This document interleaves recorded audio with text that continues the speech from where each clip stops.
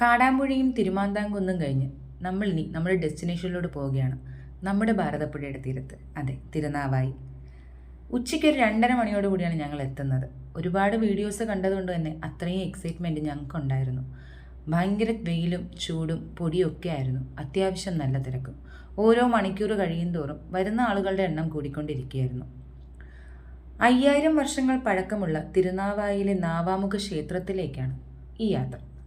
ക്ഷേത്രത്തിലെ പ്രധാന പ്രതിഷ്ഠ എന്ന് പറയുന്നത് നാവാമുകുന്ദൻ എന്നറിയപ്പെടുന്ന മഹാവിഷ്ണുവാണ്. ഐശ്വര്യദേവതയായ മഹാലക്ഷ്മിയോട് കൂടിയാണ് മഹാവിഷ്ണു ഇവിടെ വാഴുന്നത്. ഇനി കുംഭമേളയുമായി ബന്ധപ്പെട്ട് പഴയൊരു പുരാണ കഥയിലെ കുറച്ച് ഭാഗങ്ങൾ ഞാൻ പറഞ്ഞുതരാം.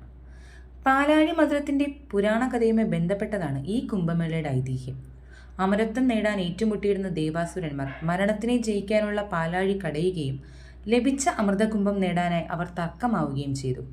12 ദിവസം ഇത് തുടർന്നു. അതിനിടയിൽ ഈ കുംഭത്തിൽ നിന്ന് 4 തുള്ളികൾ ഭൂമിയിൽ പതിക്കുകയും ആ സ്ഥലങ്ങൾ പിന്നീട് പ്രയാഗ്രാജ്, ഹരിദ്വാർ, നാസിക്, ഉജ്ജയിനി എന്ന് അറിയപ്പെടുകയും ചെയ്തു. അന്നു മുതലാണ് ഈ 4 സ്ഥലങ്ങളിലും കുംഭമേള നടത്തി വന്നിരുന്നത്. കുംഭമേള കാലത്ത് സ്നാനം ചെയ്യുമ്പോൾ അമൃത് ഉള്ളിൽ പോകും എന്നതാണ് ഇവരുടെ വിശ്വാസം. ഈ കുംഭമേള നമ്മുടെ കേരളത്തിൽ മലപ്പുറം ജില്ലയിൽ തിരുനാവായയിൽ നിള അരതിയുടെ രൂപത്തിൽ നമുക്ക് കാണാൻ കഴിയുന്നത് എന്ത് ഭാഗ്യമാണല്ലേ. ഒരുപാട് സന്തോഷത്തോടു കൂടി മനസ്സൊരുപാട് നിറഞ്ഞാണ് ഞങ്ങൾ ശരിക്കും ഇവിടെ ഇരിക്കുന്നത്. അത്ര ആഗ്രഹിച്ച് വന്നതുകൊണ്ട് തന്നെ ഫ്രണ്ടിൽ ഇരുന്ന് തന്നെ ഞങ്ങൾക്കത് കാണാൻ കഴിഞ്ഞു. അതിൽ പരം വേറെ ഒരു സന്തോഷവും ശരിക്കുമില്ല. മറ്റ് വിശേഷങ്ങളുമായി വേറൊരു വീഡിയോയിൽ വീണ്ടും കാണാം.